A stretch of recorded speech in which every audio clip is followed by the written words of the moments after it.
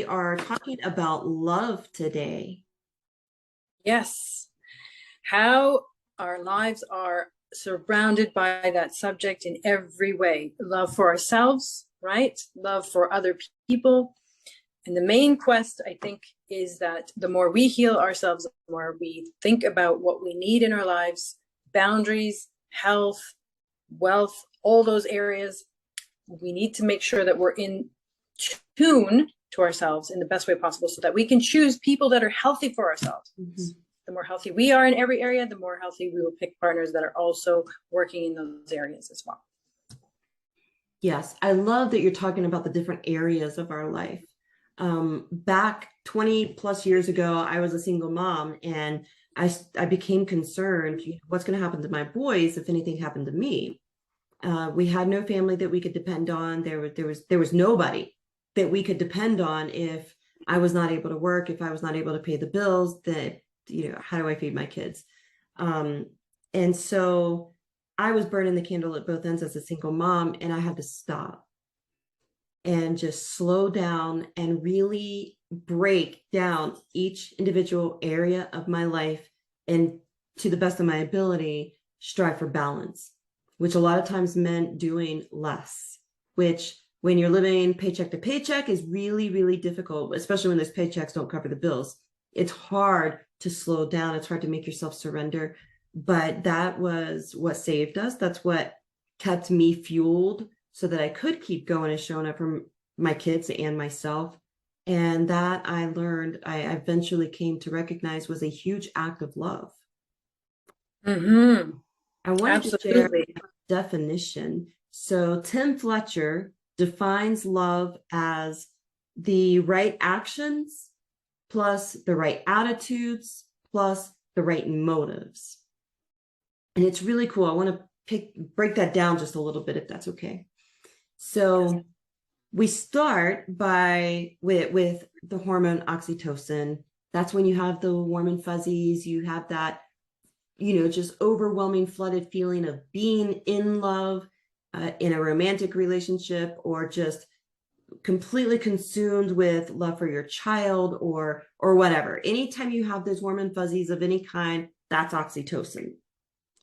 Well, what happens when that oxytocin wears off? Because when you're flooded with oxytocin, there is nothing that you would not do for the object of your affection. Right. But then that oxytocin is going to go away for a while, and you don't know when it's coming back. And so what then? Do you just turn your back on this person that 5 minutes ago you were convinced you were in love with? What's going on there?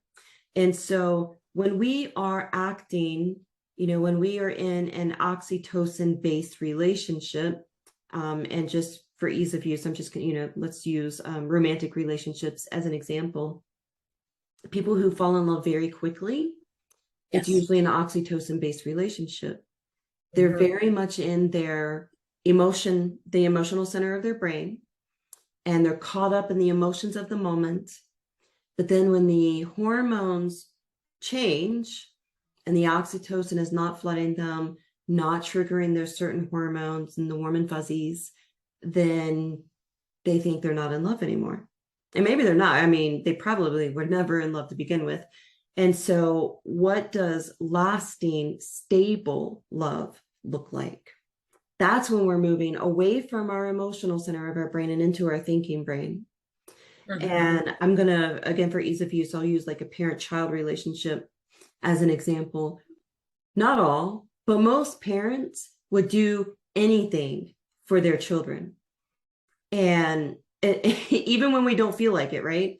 How many parents feel like getting up at 2 a.m. to change a diaper and feed their infant? Nobody wants to do that. And yet we would not think of not doing that. Right. And so that's lasting love. That's a stable love that can be trusted. Very different. Absolutely. And I think that we mirror what's inside of ourselves, right? So if we can see a relationship between that person and ourselves, we will be there for them deeper than somebody who's extraordinarily shallow and abandoning them, right? So when we're, again, deeply connected with ourselves in all areas, and that means doing your personal work. If you've been traumatized in your life, it's going to be extraordinarily hard, but those are the kind of journeys you need to go on in order to have the best relationship with your kids, with yourself, with your spouse, with the people around you that are important. Because if you're not, you're just going to disappoint people, and the reflection they give back to you isn't going to be pleasant, right? Yeah. Mm-hmm. I'm really glad you went there. I think that I strongly believe we cannot have a healthy relationship with other people until we have a healthy relationship with ourselves. And so, with that in mind, how do we take this emotion of love and reflect it back at ourselves and build that relationship of self-love? And it's using that same equation, right? Of the right attitudes or the right actions with the right attitude with the right motive, and making those often difficult decisions to do what we know is the right thing when we least feel like it. Right. And it's the intentions of your life, it's the boundaries of your life. Like, Mm-hmm. you know, what are the outcomes that you're looking for, right? If you are paying attention to the nuances of yourself and other people, what is being said, what isn't being said, what's in your heart, follow those little points of action, right? Put those intentions out there, and always be on the healing journey. Always be on the healing journey. Always, always, always. It's a lifetime. It's a lifestyle, actually. It is a lifestyle. Yes, 100%. And it's also another great example of self-love. That's one way we choose ourselves again and again and again, is to commit to that lifestyle. Yep. It's also, you know, how we choose to let go. Mm. Sometimes we have to let go of the old versions of ourselves, the old versions of someone else. And it's that whole piece of recognizing, being a self-aware person. Mm-hmm. Letting go allows new things in, Yes. right? And so again, to forward your lifestyle, get involved with courses, online courses, meetup groups, you know, find healing weekends or whatever you want. Just always be putting yourself in a situation where you're going to advance yourself.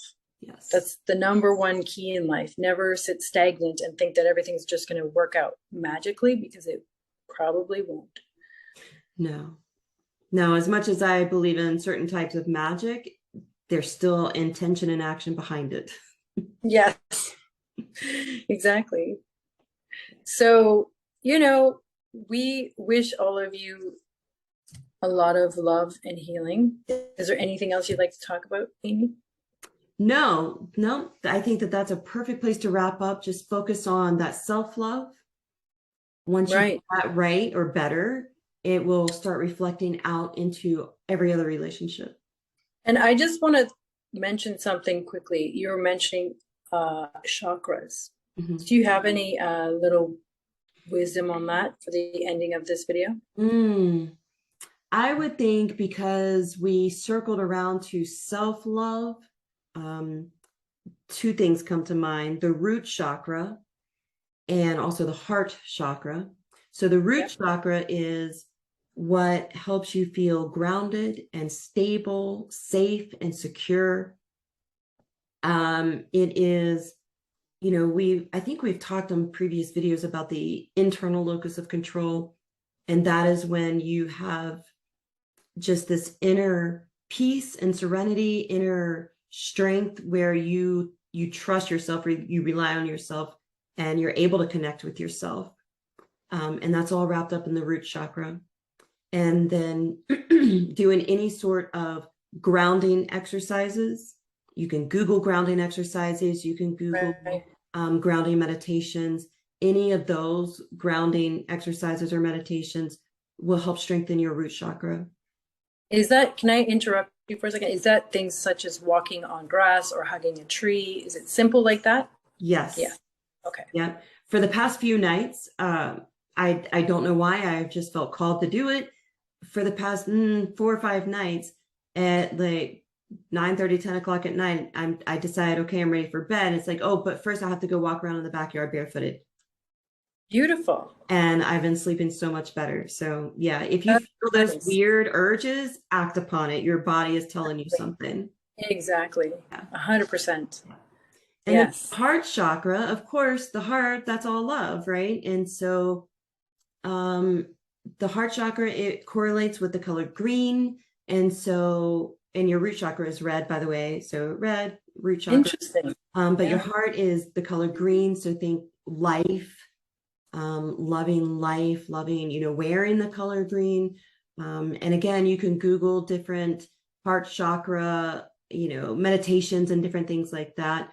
But working on those two chakras will support as you're healing and learning to practice better self-love. I think there are a ton of videos, like you just said, perhaps even some movies that are going to get you in touch with heart, right? So find some titles, something that might move you in an emotional sense so that you're reconnecting to yourself in some fashion. So if you're feeling numb, right, you want to feel something. Search for those, I don't know where they'll come from, but just keep going. The point is, in our lives, we don't have all the answers, all right? We're all searching our entire lives. We think, seeing a therapist or is going to be the answer. It's not necessarily. I'm not saying it's not, but it's not necessarily going to be the answer, right? So the point is to experiment with your life. Be as ridiculous as you want, but whatever it takes to get to your journey of healing, do it. Yes. That's all I want to say. Absolutely, 100%. Okay. Thank you for joining us today on our topic of love. If you have questions, reach out to Shannon Dawn at shannondawn.com or reach out to me at Ascension Wellness. And we look forward to seeing you in the next video. Peace. Have a good day, guys. Bye.